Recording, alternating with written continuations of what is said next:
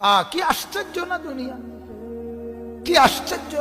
জলজ্জান্ত একটা মানুষ আমাদের চোখের সামনের প্রতিদিন প্রতিনিয়ত আমরা দেখি বাজান, চোখের সামনের একটা জলজ্জান্ত মানুষ হাত নাড়াইতো, পাও নাড়াইতো, চোখ খুলতো, কথা বলতো, হাঁটতো, চলতো, ফিরতো, এরকম একটা জলজ্জান্ত মানুষ আর হাতও নড়ে না, পাও নড়ে না, এভাবে লাশ হয়ে যায়, এভাবে কবরে চলে যায়। কি আশ্চর্য এটা, কি আশ্চর্য। কাফা বিল মাউতে ওয়াইজান, আল্লাহর নবী এজন্য বলছে আমার উম্মত আর কিছু লাগবে না, মাঝে মাঝে মৃত্যুর কথা মনে কইরো, মাঝে মাঝে লাশ মনে কইরো, মাঝে মাঝে কবরস্থানের দিকে তাকাইয়া কবরের উপরের সৌন্দর্য, কবরের উপরে লাইট, কবরের উপরে বাতি, কবরের উপরের মধ্যে টাইলস, কবরের উপরে মার্বেল পাথর, আমার উম্মত এটা তাকাইও না।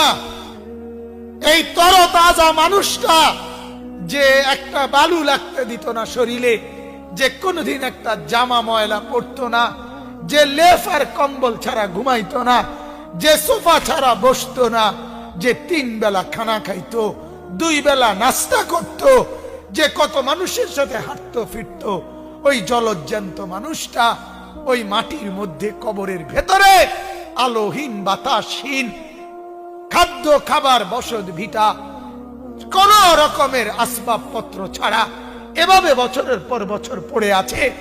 কি আশ্চর্য, কি আশ্চর্য।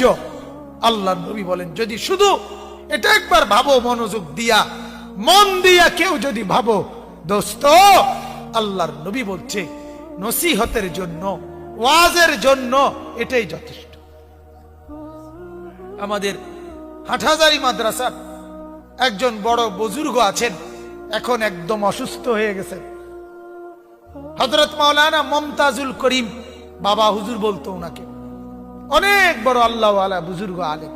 একবার উনারে মাহফিলে বয়ান করতে দিছে, বয়ানে বৈশা উনি বলতেছে একদিন এই দুনিয়ায় ছিলাম না, এরপরে আল্লাহ পাঠাইছে, একদিন অচিরেই এই দুনিয়ায় থাকবো না, কাজে স্থায়ী যেখানের জন্য যাব আমাদের সবাইকে তার জন্য পুঁজি বানানো দরকার।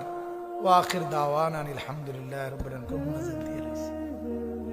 বুঝেন নাই কথা শেষ, এটাই ওয়াজ, এই কদ্দুরে কইছে কথা।